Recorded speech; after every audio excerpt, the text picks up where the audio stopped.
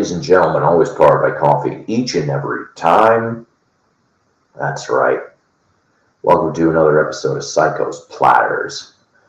And I know, Saturday afternoon, not usually a time that I happen to be on air, but due to some strange circumstances for later this evening, I have decided to just be on for maybe about an hour today.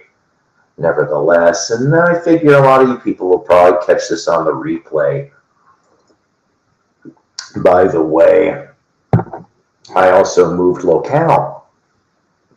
I'm in my living room here per se, because I got a nice new work desk, if you will, so I can go off and instead of having the same boring, folding doors. Now you guys can go take a look at some of my rock and roll stuff behind me. See, we got Nectar here, and we've got a Uriah Heep, and we got John Anderson and Cheap Trick, Sammy Hagar, Blackstone Cherry, right? Let's see, who else do I got? Let's see, Pete Best of the Beatles, Ray Rayner, what's his name? Hell, I don't know. Harvey, Festival of Fear. We got all kinds of photos, and most of them autographed too. Either I ended up getting them myself, or they were gifted to me, which was nice. So the reason why I'm doing it this afternoon here, and I know that's why there's only 3 of you here. I totally get it. Saturday afternoon normally is not in my wheelhouse. It's usually Saturday night, right? Well, the thing is I just found out a little bit ago that, I knew that my son, was going to be moving in here, okay? But I thought I had another 7 to 10 days to, what do I want to prepare for all this. Well, it turns out that he's going to be here later. And it's going to be over the course of this weekend. And so I don't really know if I'm going to have time to do one of these later tonight, to be honest with you. So that's why I thought at least I'd do a little one now. I know most of you are busy, but I just thought that I would go and do this for a bit. I hope everybody is doing really well. Today is, if I remember correctly, the 12th, 13th? I don't know what the hell day it is today. It's Saturday afternoon, though, that I can tell you. I was supposed to go to South Central Missouri today, but unfortunately, a day before, I woke up with what I thought was some of the crud. But I feel better today, which is fine by me. But I don't know. I'll show you guys a couple new albums or recent finds. I'm actually putting some away for the next episode too, but so I'll only show you a couple today. I hope everybody's been doing real good. I think we might also save some of the topics that I wanted to talk about too, actually, because there's some weird stuff going on in the world of music this week. But let's pretty much get to the 4 vinyl finds that I'm going to show you this afternoon, right? All right. So, and I didn't really pay a heck of a lot for all these, to be honest with you. I think it came out to maybe $4 a shot. Yeah, it's not too bad. Anyways, as maybe some of you guys know, that I love old school stuff. I love, R&B, soul, blues, that kind of stuff, right? So I ended up finding, excuse me, this is, of course, a series of reissues that came out in 1977, all right? It's a double album on Savoy called The Roots of Rock and Roll. This is in a gatefold. A lot of interesting little stuff in there. And then here's your back. Your label is going to look like this.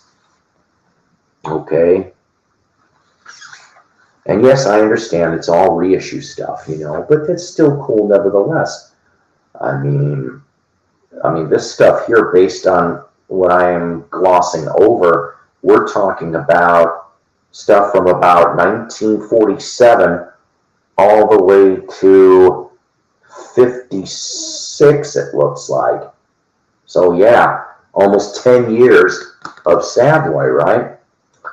And so with this anyway,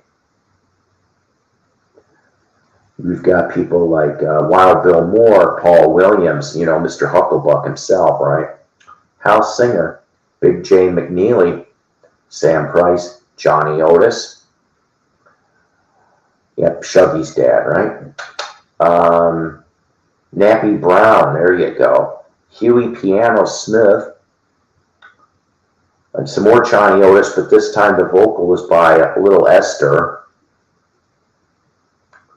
Veretta Dillard, Big Mabel, the Ravens, which I really do dig the Ravens. I didn't know, though, that they recorded for Savoy, because the Ravens stuff that I've got is on National, and there's 78s. I happen to have a bunch. And if I remember correctly, I think they might have even done I think I might have a white label promo 78 on Columbia. Hey Willie, how you doing? And hi James too. Like I said, we're just doing a afternoon thing today because, like I said, I later tonight I'm going to be busy. It turns out maybe helping in this move. So my kid can come in here. That's why, thankfully enough, he came here. I've got myself a workstation, if you will. So now you guys get to see this now instead of the double doors here. So let's see. So Ravens, Johnny Otis, some more. Vocal by the Robins, whoever those are, as opposed to the Batmans. Luther Bond and his Emeralds, and finishing off with Clarence Palmer and the Jive Bombers. Now, some of this stuff, it says previously issued on Savoy and Regent Records. Needless to say, pretty damn cool, I think, anyway. But like I said, $4 a piece for these things, and they're clean. They're real clean. I respect the old stuff, okay? I'm not saying that doesn't mean I don't like anything new. It's just, you know, I like to dig back, you know, and how the origins of rock were, you know. Now this next little piece, I'll tell you, I've been trying to find albums from this guy on and off for 20 years. And I've only come across maybe not even a handful of copies of some of the things that he did in the 50s. Every time I've come across one, it looks like it was stomped on by an elephant, or it was scratched to holy hell, one or the other. Well, this time I finally got myself one that's sort of kind of decent. At least it looks like it. I haven't had a chance to play it yet, but for $4 I was willing to take the gamble. This is I showed this on Joe Mayo's show, so if you saw that on there, you're going to know what this is next. But 1956 in mono, Gene Vincent and his Blue Caps Blue Jean Bop. Sorry for the glare, but you got that. And for 1956, you'd be looking at a green Capitol. That's right.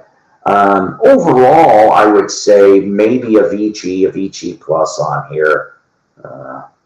Kind of neat, though. Of course, back in the day, too, you got Cliff Gallup, one of the best 50s guitar players there were, and others. But pretty much just some really fun stuff on here. I pretty much have 45s and EP. I found an EP, actually, no cover, though, a Gene Vincent EP there was all this 10-cent vinyl, or maybe it was 25 cent. I don't know. But there was over at Dig It Record Barn in Joplin, I found my very first copy of a Gene Vincent EP. I'm like, holy crap, because normally it's 45s I find. That's the first EP I ever found from him. And I found out that that particular series, there was 3 different volumes with the same cover, just different colors. This next one, okay, so I didn't know anything about these guys. I'm going to admit, I tripped on this thing. I was a little bit ignorant. I did do a little bit of research, actually, before I got on here. This next release I'm going to show you is from 1981 on Swan Song Records, but it's not Zeppelin. It's not Zeppelin. It's not Pretty Things. It's not Bad Company. No, it's none of them. You see, not too many bands did anything on Swan Song other than what I just told you. In fact, a little trivia note, if you're a fan of the Kentucky Headhunters, they actually were supposed to actually start their record career on Swan Song. That's right, Peter Grant. It's strange, you know, to go from Led Zeppelin to the Kentucky Headhunters all on the same label, right? But that's not what this is. So, ladies and gentlemen, this is an EP, all right? So, from 1981, let's see here. I'll pull off this. Maybe it won't be so much glare, even though the shrink's still on it. Midnight Flyer with Rock and Roll Party. This is your front. This is your back. It's a special, like it says. It is a 5-track EP. Now, saying that, I'll show you this. Like I said, I always dug this label. Okay, this sucker is really, really clean. I did find out that in 2005, I guess, there was an album released from recordings from 1980-81, and it was released on Angel Air Records, okay? I think that's UK, I think Angel Air is. I'm not sure. I need to maybe find that thing after I listen to this. But in a way, this is kind of not really a super group per se, but shit, doesn't matter how I do this. There you go. It's not necessarily a super group, but you've got Maggie Bell, who of course was in Stone the Crows, a really, really underrated band, to be honest with you. Madeline's voice, I always dug. But you also get Tony Stevens, who original bass player for Foghat. He was on the first, I think he was on from the first album in 72 all the way to about 75, 76. And then he came back years later, if I remember correctly, in the Foghat reunion in 92. But, and he stuck around for a good decade plus. So you got him on bass, and then a guy by the name of Dave Dowell on drums. Dave Dowell was previously in Whitesnake. Yeah, before Ian Pace came in and did his short turn on drums. So Midnight Flyer, kind of curious to hear the sound on this. And then, lastly, this was kind of neat. I got this thing once again. Like I said, they came out to $4 a piece, so I don't think I did too bad. This one here, Gold Stamp promo from 1984, produced by Beau Hill. Of course, Beau Hill would be known for being a producer for like Rat, Winger, few other ones in the Atco Atlantic label territory, if you will. But this one here I thought was neat. Air Races Shaft of Light. Now, why did I grab this? Because it is one of Jason Bonham's earliest bands, along with Virginia Woolf. So I haven't heard this thing yet. Nice and clean copy. Cannot wait to hear what this is about. I don't know if anybody else got out of here other than Jason, but I want to say, didn't like Air Race do 2 albums? So I may need to find the other album for that. Yeah, that's pretty much it for the vital finds anyway. But I don't know. I'm just I don't know. I want to say I'm kind of a little mentally out of sorts. Well, I know I'm always out of sorts, right? I'm not exactly feeling 100% either. And you know what? I'm going to tell you something, guys. Please pray, not only for me, okay, because I don't understand what maybe is going on. I may have to, I don't know, I may be calling my doctor to get some more blood work done because I just haven't felt quite right for the last few weeks. But please pray for my friends Frankie and Suman. Frankie just got out of the hospital. She was in there for weeks. Okay. She's recouping. And then Suman, who used to be one of my girlfriends, beautiful lady, really, seriously, good-hearted woman. But unfortunately, she also has blood clots in her heart, it appears. And she can, you know, she went and moved in with the daughter recently. And well, I'll always love her. What can I tell you? She's a big part of me in my past anyway. So please pray for those as well. Let's see here. Well, I didn't really write a lot down because, like I said, this was so sudden. Okay. If you have not had a chance to check out my newest Jukebox from Hell, 1986's Bad Company album Fame and Fortune, please do so at your leisure. The next episode will be from October 1968, Lovin' Spoonful's Revolution 69. Lovin' Spoonful featuring Joe Butler.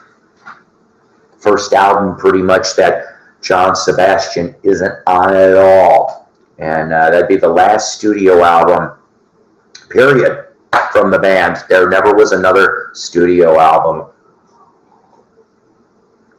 from them. Let's see. Unfortunately, I don't really have a in tribute per se, except, you know, let's not ignore the elephant in the room. Yeah, we know OJ died, okay? But I'm not tributing any episode to OJ because he don't deserve it. I don't know. You know, I've seen a lot of things on Facebook. A lot of, well, unsettling memes, if you will. I don't know. Whatever. As far as let's see. When he played football, I barely remember him. Seriously, played for Buffalo, if I remember correctly, Buffalo Bills. I really pretty much remember him from the Hertz Rent-A-Car commercials, which of the 70s and maybe the early 80s. I thought those were kind of funny in itself. And the Naked Gun movies, I did like him in that. But other than that, I didn't really care for the man. Hey, thank you. Seriously, Penny. I don't know. I guess I wish I had better answers for you guys. I just don't. I think personally I'm going through, God, I don't want to say a midlife crisis. Jeez. You know, I don't think so. You know, didn't they say something about that guys that are in a midlife crisis, they go and go get a toupee or a new set of hair. They go off and buy some sports car that they can't afford and go and date some chick in her 20s. I'm not into that stuff. Trust me. I'm just like, no, it ain't a midlife crisis, but I don't know what it is. Oh, and also please pray for Carol. She may be heading to the hospital as we speak.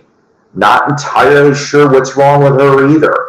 I would have gone and seen her today, but like I said, I think I still have some of the crud, and I do not want to get her susceptible. She is very easily susceptible, okay, like low immune system, if you get my drift. So, I don't know, guys. I guess this, you know, truthfully, in a way, for a lot of us, this has not really been a good year at this point. I mean, we do all have blessings, I guess. Charlotte's doing fine. My granddaughter Oh, excuse me.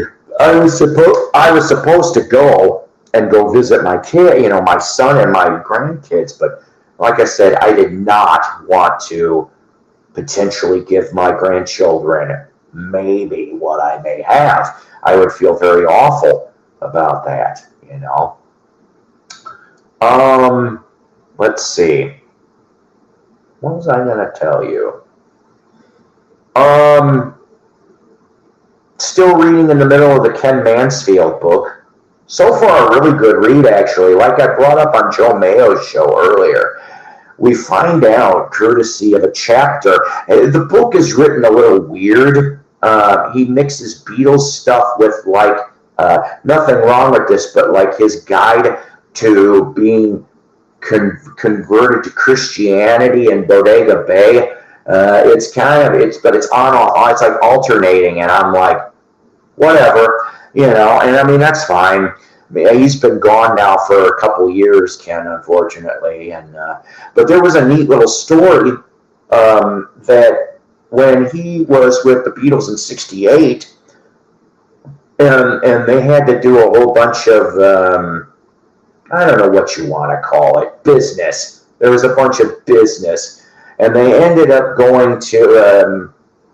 There was a restaurant on the top floor of this hotel they were at, and there was a makeshift stage, for bands to perform there while people were eating. And lo and behold, the Beatles got up there on this little makeshift stage and played for about 20 minutes for the half a dozen Capitol and Capitol record execs that were there. And I'm just like, could you imagine being a fly on the wall, and they're doing this 20-minute thing. And each one of them had different instruments, by the way. Paul jumped and played drums in this 20-minute thing. So I don't know if Ringo just got maracas or played a guitar or whatever, but that would have been minorly amusing, to say the least. So I think that's kind of funny. I never heard that story until earlier today when I read it. I was like, wow, okay. And then I just got done. Let me show you. I feel like a bad person. I gotta go recheck out my Beachies and my Karen Carpenter, because I didn't get a chance to finish. I didn't even start them yet. But I can tell you what I did finish was this book. Oh boy. If you are a John Belushi, Dan Aykroyd fan, you are going to want to get this read. It is nice and in-depth, and I found out some things that I didn't even know about these guys. Man, oh man, especially Belushi, okay? I always liked Belushi, but I'm telling you, just real crazy stuff. Let's see, though. There was a little passage that I thought was kind of interesting, if I can find it. They do go up to, of course, Belushi's death, which, the Neighbors movie, ended up being filmed and released. But yeah, I mean, pretty much, he got a $1.25 million payday from Columbia to do Neighbors, which I thought that was quite interesting. And they shot it, I guess, all over Staten Island, it says, for some of it anyway. But the passage I'm trying to look for is, they actually had a financial breakdown of how much he paid for things. I always get kind of interested in that stuff for some reason. And the Blues Brothers originally, a lot of people were real worried when it came out, because it ended up being about $27.5 million. Originally, they were only supposed to spend $5 million budget. So you go from $5 million to $27.5 million by the end of the whole mess. It was really something else, to tell you the truth. But it was so worth it. It's probably my favorite Blues Brothers excuse me, my favorite Belushi movie, honestly. And damn it, I'm trying to find that little bit here so I could tell you. But I mean, they were weeks behind schedule, and of course, some of it had to do with John. No surprise there. But yeah, I mean, it was just something else. Professor Psycho, spreading knowledge. Well, I don't know about that. Anybody, a monkey could figure this out. Well, we only have Mickey left, but a monkey or a 10-year-old kid could figure this out. I just happen to be the guy that is spouting off all this stuff. But I try not to go off and spout off unnecessary or rumors or whatever have you. I'll tell you this. No puppets on my show.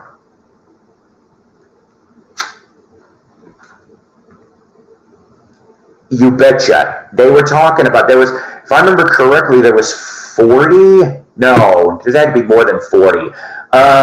Maybe it was just one scene they went through 40.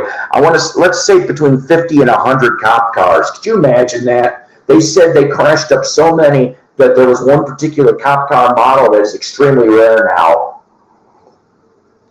thanks to that movie. They even brought that up in here too, actually, which was kind of funny. They did go off, of course, and film a lot in Chicagoland, but they also actually found the little town of Wakanda, Illinois, which I lived in Island Lake, which was the next town over, but not until the mid-'80s. But, for example, when the Bluesmobile with the big speaker on top of the roof, and they were driving very slowly on a beach, and they're the Blues Brothers flying over there. That was Wakanda.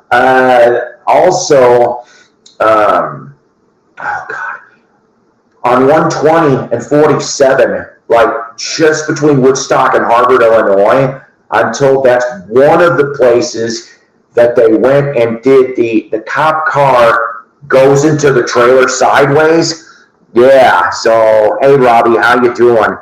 How you doing, everybody? But, so one of the other things, though, that amazed me was that the original cut for the Blues Brothers was 3 hours long. Seriously. And I'm like, wow, the NASCAR track. Yeah, was that around in 80 or 79? Because they filmed this in the latter half of 79. Maybe it was there. I remember Sunday, American Driveway Speed Strip has the funny cars. Maybe it was near Joliet. I can't talk today. I just can't damn talk. But yeah, so originally it was a 3-hour cut. That they showed select reviewers and the executives. Well, then some people were bitching, the Eternal people were bitching about this, and they're like, no. You gotta make snip. And not only that, some of the Southern movie chains, okay? I think you maybe know where I'm gonna go on this, but just give me a minute. Some of the Southern movie chains went to John Landis, and they were like, we don't like this picture because there's too many shots of them. Okay? African Americans. Landis got pissed. Oh, he yelled at those. They had 3 or 4 chains in the South. He yelled at them, to say the least. He goes, how dare you? Which is true. How dare they say that? Even in 1980. It's like, come on, man. But, so what they ended up having to do is they trimmed down to 245, okay?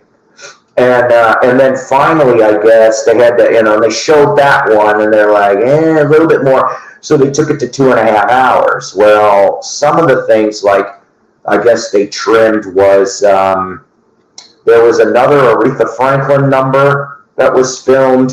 That got trimmed out. A little bit of John Lee Hooker's Boom Boom, he's on Maxwell Street. A little bit of that got clipped out. But also, I didn't know until I read this book. Like I said, Blues Brothers, Epic Friendship, Rise of and Throb, and the Making of an American Film Classic by Daniel Devise, who also is author of King of the Blues, in case you want to look this up.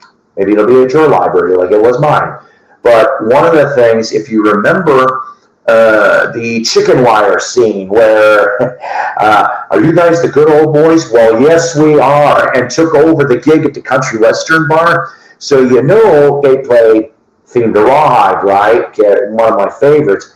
I even like the Stand By Your Man when they're doing that. And the beer bottles, of course, are made of candy glass, okay? So, in fact, you could eat them. That's what they were kind of. And so there was a third number that they took out. No, I need to. Aykroyd is I like him, but he's just such a strange dude.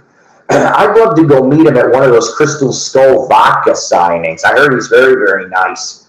And if you buy a bottle, he'll sign an extra item or two. That's cool. But there was a third Blues Brothers number, a chicken wire, and they tackled the Johnny Horton classic Sink the Bismarck. Now, I would love to see that bit because I'm like, I like the other two. It cracked me up when I saw that. I went and saw it like the first week it came out. Now, mind you, though, and this you guys will crack up because I had to turn to my mom or dad or whatever, and I'm going, what's a prophylactic? Because I'm only like 12 going on 13. I didn't know what that was. Obviously, I know what one of those are now. But it's like the part, two prophylactics. One unused, one soiled. I'm going, looking back on that, like, oh my. But the thing is that, and I'm sorry if there's little lags of things.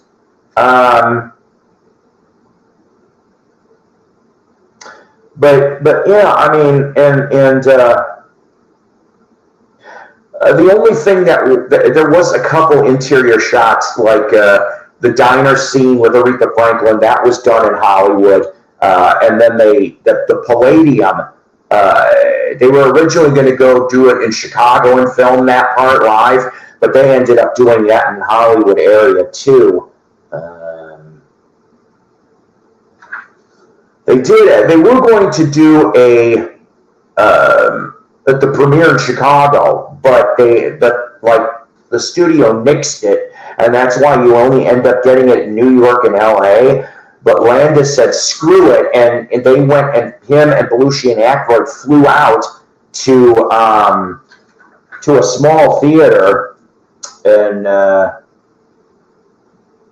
want to say near Norwich, Illinois. Yeah, Norwich. And they went and went out there, and I just think that's kind of funny too. I just found out you're funny. You're funny. But I like the movie. I mean, half the reason why I like it is because of the music. I mean, the whole thing was funny to me, you know. Once in a while, I'll blurt out, when my kid's working at Waffle House, I want 4 whole fried chickens and a Coke. I want a whole loaf of toast. Whole loaf of bread toasted. I'm just like, okay, whatever.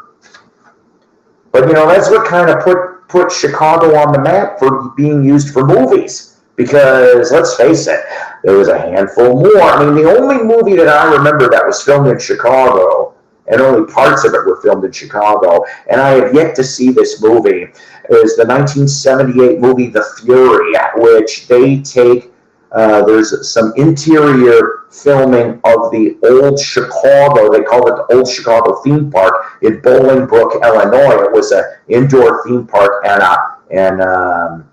specialty stores, you know, nothing really fantastic. They did a bunch of concerts there from 1975 to 1980 also. I'm told that I think part of a Black Oak, Arkansas concert is on YouTube with Sean Lane. Yeah. Yeah.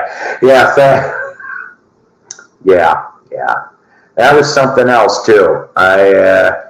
There was no customers in the store for like 15 minutes, and we're like, screw it, we're going outside. So another thing that was in here, Dan Aykroyd went off and he got John turned on to R&B. Of course, then he shifts to punk, which of course, you have the infamous SNL episode of Fear being there and getting cut off after one song, cut to a film, and you barely see Belushi in there. And that's like one of the last things he really kind of did. One of the technical things, I guess, that he really did final was he was filmed for, God, what the hell was it called? Leslie Nielsen was in that too. They used to get, celebrities would get bumped off in the beginning, and Belushi is shown face down in a pond with cement shoes. But they never used it. They said it ended up on the cutting room floor.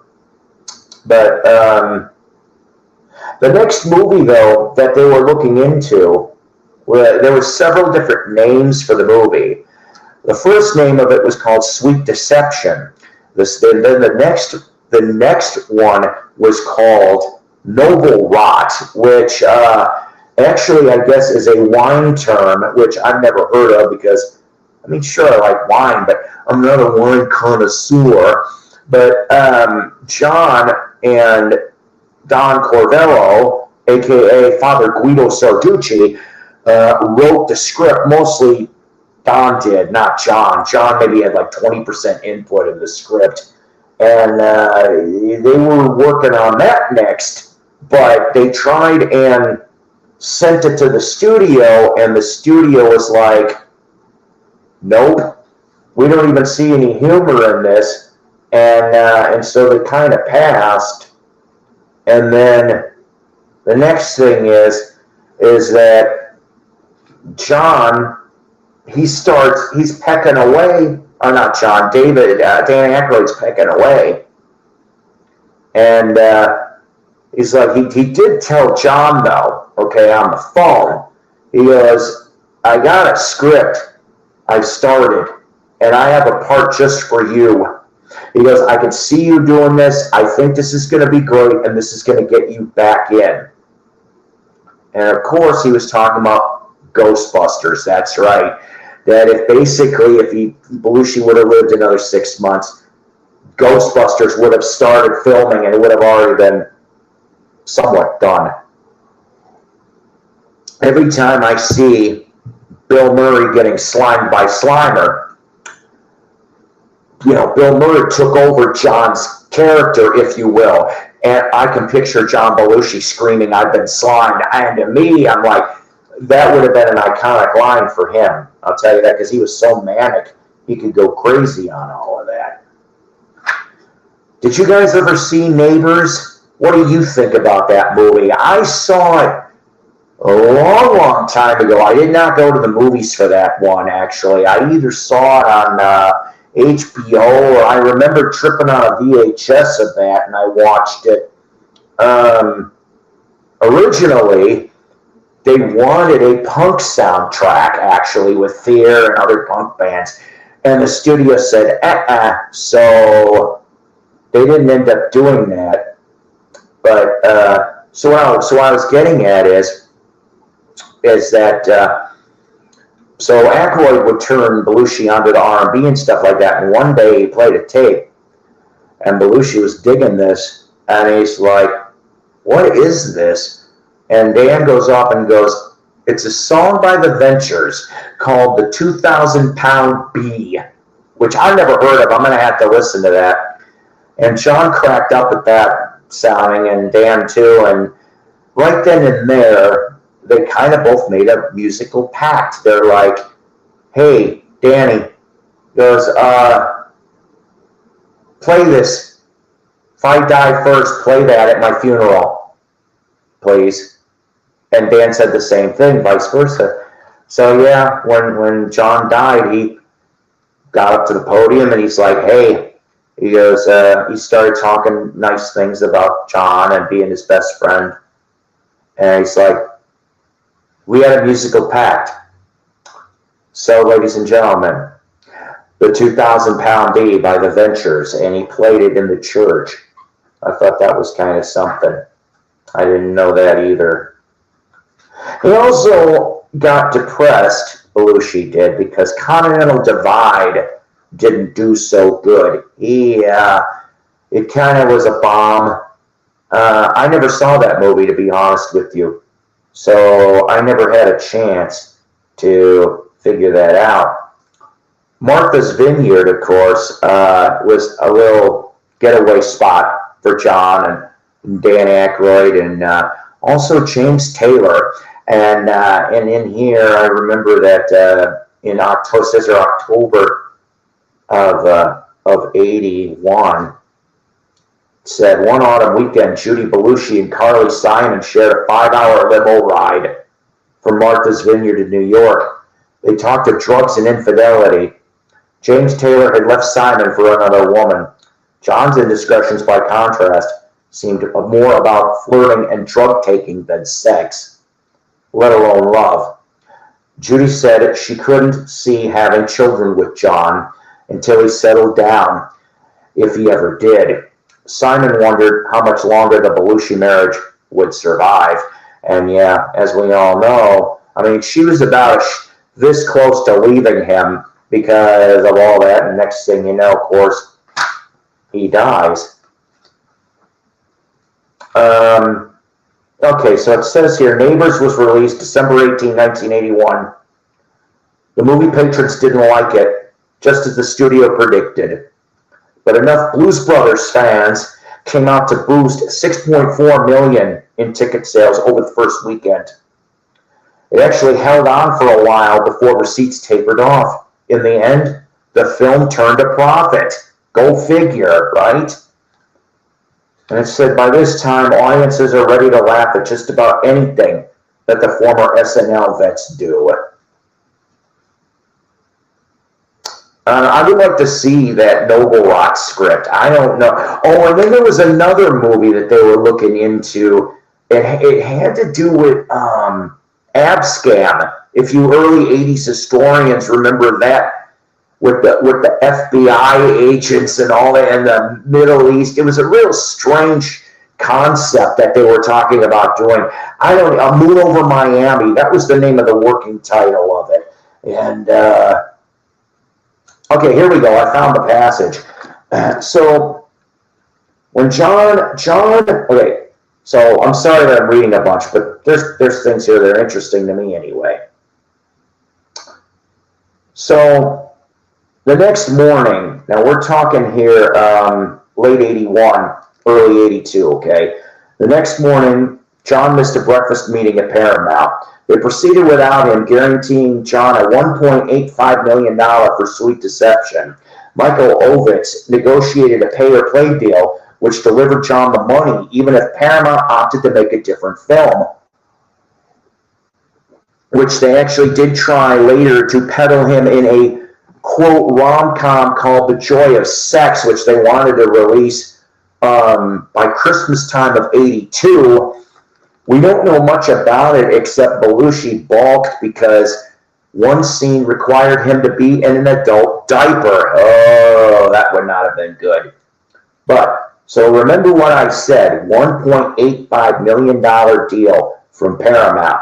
So get this, next paragraph. John would need every penny. He was spending as much as $75,000 a month. $75,000. Good God.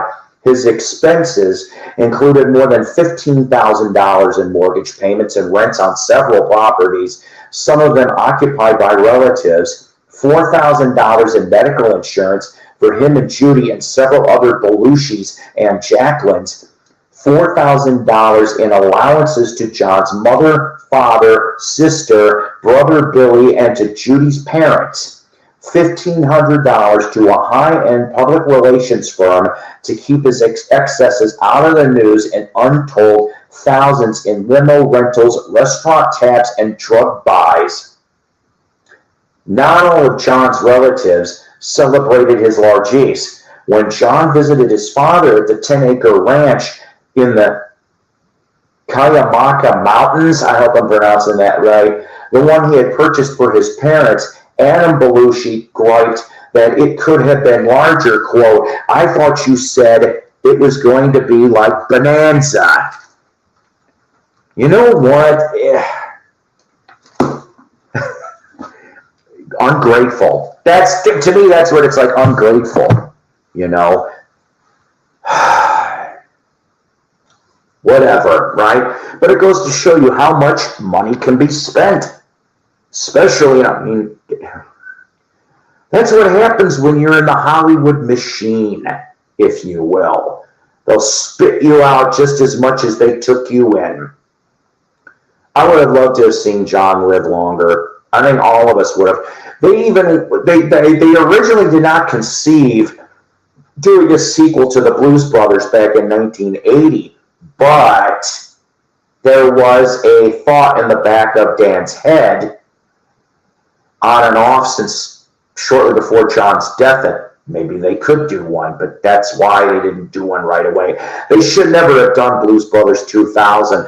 Like the soundtrack, I did, but I'm sorry, I'm not a big fan of Blues Brothers 2000. I don't know if you guys saw that one with John Goodman taking, in essence, the Belushi role. I like John Goodman, but they should never have done that movie.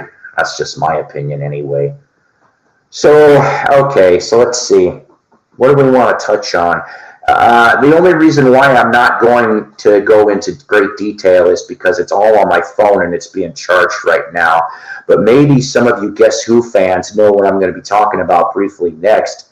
There's a lot of stuff going down this week. Oh boy.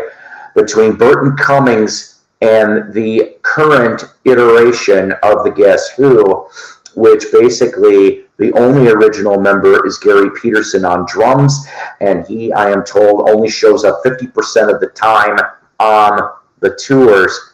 Yeah, always snowing at Belushi's, you betcha. You betcha. But, so, like I said, we'll go into more technical shit another time. Along with, there's an interesting article I tripped on in regards to a particular service searching out for master tapes. We're going to talk about all that maybe Wednesday. We'll go into that broadcast. Or hell, maybe I'll even do a broadcast tomorrow.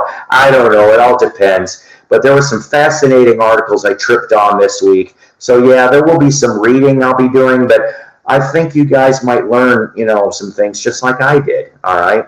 But the next time we talk, we'll go into the whole Burton Cummings Guess Who mini war that's going on right now. Randy Bachman's on Burton's side on this one too, but pretty much Burton went off and he's like, oh man. In a way, he kind of stopped his revenue income stream, parts of it, to pretty much stop the Guess Who from performing any of the songs that were written by Burton Cummings. That's right, which of course, as we know, was the central figure. Him and Bachman were the central figures of the early Guess Who, at least up to 1970, and then after that, Burton pretty much was the main center of that band too, right? So that's going to take the wind out of the faux Guess Who's sales. Jim Cale and Gary Peterson, I'm told, own the name. Burton and Randy are trying in court to get that name. Now, Jim Cale, from what I read, allegedly, whether he was being intentionally sneaky or not, I don't know. But it turned out that back in the late 70s, it was never trademarked. Jim was the first one to go after it. That's why Jim's got it. because I think it was 77 or 78. It was before that next album in 79, though, I can tell you that, because they had that album on Hillsong Records. And, but yeah, so a lot of weirdness went down. I almost ended up seeing the Jim Cale, Gary Peterson version back in the O's. They, oh God, who the hell was it? I think Mitch Ryder opened for the Guess Who, I think, at a county fair in Woodstock, Illinois. I couldn't go that day, though. So that newer single of the Guess Who's is actually, well, I'm not knocking exactly. There is a new album. You're right on that. And all I'm going to say about that is this. They're called the Guess Who, but it really isn't Guess Who-ish. It's a little harder. Nothing wrong with that. I remember the last album prior, and I haven't picked that one up yet either. Oh, God. The single I remember seeing the music video for was Heard It on the Radio, I think it was called. And Rudy Sarzo was the bass player. Yeah, Rudy, of all people, was in the Guess Who for a few years, and I'm going, boy, Rudy, you'll go anywhere, won't he? Pretty much, anyway. Let's see, what else? I still need to do, I have not had a chance to listen to the new Circle CD. That new review hopefully will be shooting out in the next week, because I want to give them a shout out too. There's also another thing I've got on order. Hopefully it'll be coming real soon.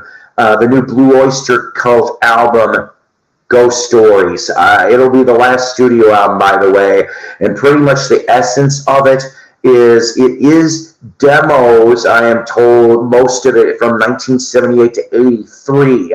So it'll be all what came out in 78? Oh, jeez. Specters, Mirrors. Well, so we're going to say Mirrors all the way to Revolution by Night. So most of that material is going to be that. Well, look who it is coming out of the woodwork. How you doing? You know, unfortunately for everybody, I am not ready to come on yet. I do have the laptop, and I was going to actually test it out today on Mayo's stream. But the fact of the matter is I could get the audio to work. I could have gone up, I guess, it would have been audio with the avatar, but I could not get that camera to work for the life of me. My kid goes off and says, well, it should have worked. So hopefully maybe over the weekend we'll get that figured out. And then, hey, maybe we can get the kinks out of it, even if Ray or Dave isn't involved. And maybe we can finally start having guests up on my posts finally for the first time in forever, because I miss you guys. I really, really do. I miss having other interaction. I don't like really doing these by myself. Never really have, but that's all right. At least I get to still be out here and talk to you guys. I'm just curious, is there like some other show going on right now or an auction? Because I had like about 14, 15 people in here, and it just dropped in half within like 2 minutes. With my luck, it's probably a record auction or something. I can't even afford any of that shit. Even if I wanted to, I'm kind of a tightwad. Well, I don't want to say tightwad. I'm frugal, okay? Because I kind of have to be. I mean, there was even something I came across today. Beautiful box set for Buddy Holly, 6 LPs, $35. And I'm just like, I just didn't have $35. You know, I mean, I still have some bills to pay, and I mean, and the only splurge I might make is wrestling's next month. So I'm hoping to go do that with my bestie, Donna Joe Cat Lady, and my son and his girlfriend and my grandson. I get you, but hard to think Cummings and Bachman can win this fight. boy, I don't know. I don't know.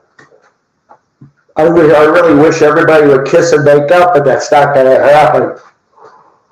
You know,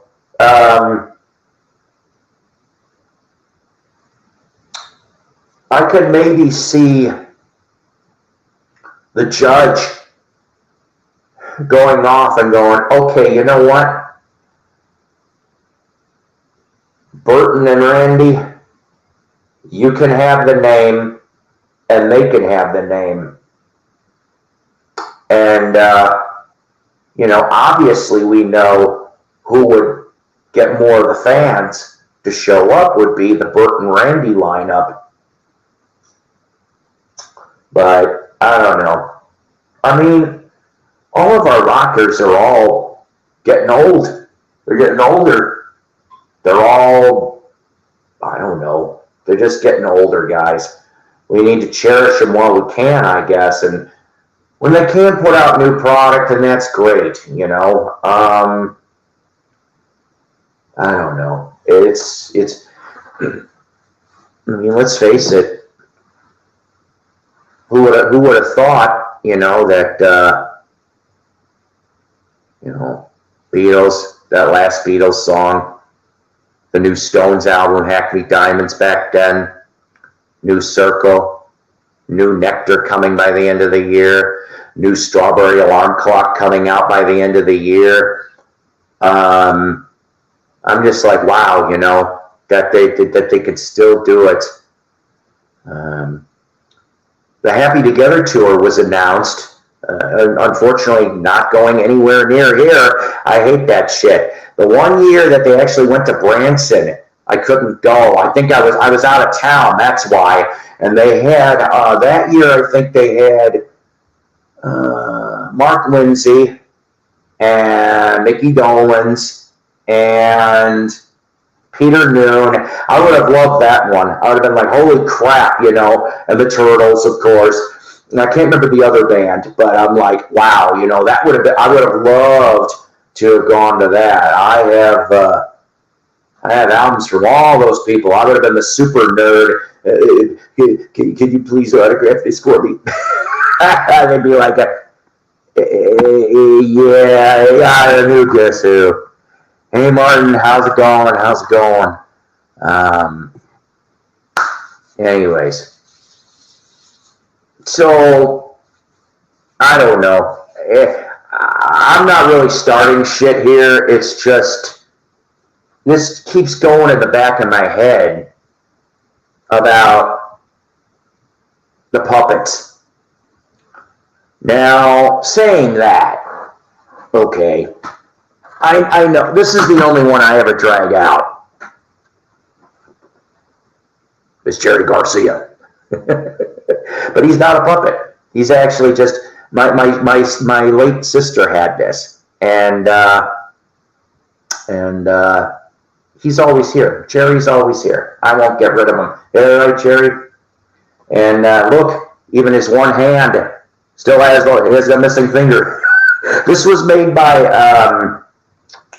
the company that made the Grateful Dead bears. You know. And there's not that many of them around either for him. Because it was not cheap, Jerry. It was not cheap back then.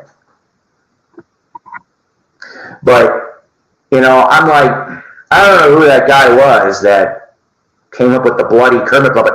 No offense, though. I would have cut that dude off way before.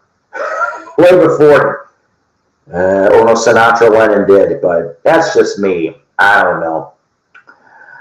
I won't put up with shit. I just won't do it. That's all there is. You guys know that. That's why I got the best audience I got here, because we don't go for the drama, ladies and gentlemen. We just don't. We do. We show records. We yip yap about music and pop culture, and that's what more fun is. Favorite music documentary? That's a good question. Favorite music documentary? Damn it. You got me, I think. Yeah, her too. Yeah. She. I was very surprised that Whatever. You're right on that too. It was a combination of things. Boy, you got me on that. Maybe. There's several of them. Probably the Beatles' 8 Days a Week. Wingspan for McCartney. There was a good Monkees documentary too, but for the life of me, it's escaping me. And then also Festival Express. I liked Festival Express. That was 1970 in Canada, and it had some very cool footage at the time of Janis Joplin and Buddy Guy and the Dead. Oh, really nice stuff. Yeah, that too. Excuse me. I don't have that though. I gotta get that. Puppet Gossip. Well, you know what though? Let me ask somebody. Do you still happen to have the footage? Because here's the thing. I saw the whole thing before he took it down, and then I saw your condensed version, which pretty much told the story. You still have it on your wherever?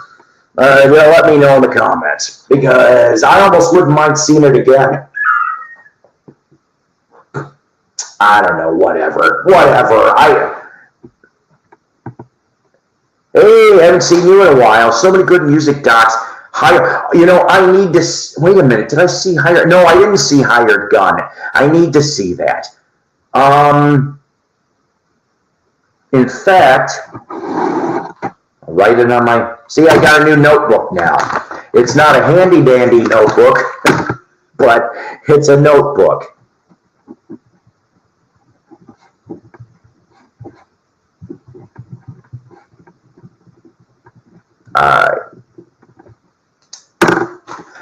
Probably also another one that I liked, Decline of Civilization, the metal movie from back in the day. Get Back is misleading, a lot of editing to make things. That's true. I do remember Gimme Shelter. I only ever saw that once, and I want to say back, I don't know how long ago. Paul playing Get Back on Bass, the footage implies he made it up on the spot. No, I don't believe it either. I really don't. Everything always took time with those guys. It took a while to craft things, if you will. I don't think any band is that good that they can come up with, within 5 minutes. Here you go. Here's the hit. I'm like, I don't think anybody's combination. You'd almost have to be, I guess I hate to say this, sacrilegious, godlike to be able to pull something off like that. I know, right? I was so glad to actually hear that, and I was like, wow, that, they thought they were being quiet and private and surprise. I'm like, oh man. There's still so much stuff from that they left off. Even Peter Jackson said so, and I'm like, that's why I was praying that Apple, Disney, whatever, would have done the right thing and at least stuck a extra disc of bonus stuff. Whatever, maybe they'll rectify it eventually. I hope so.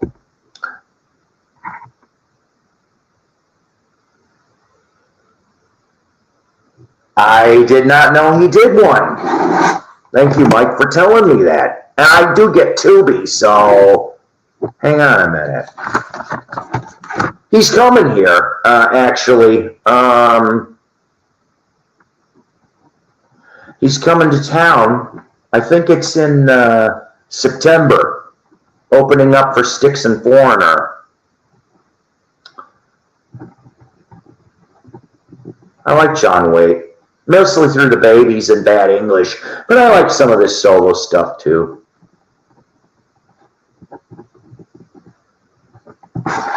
Okay.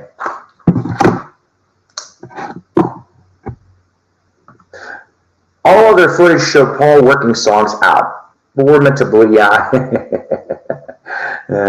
I love Paul's reaction to the policeman showing up on the roof. Yeah, no kidding. That was kind of funny. I just saw him. I posted videos from the front. Nice, very nice, sir. You did good. Yes, you know, I'm not going to lie to you. I don't think I have any John Waite solo stuff. You know, you kind of almost gave. I wonder.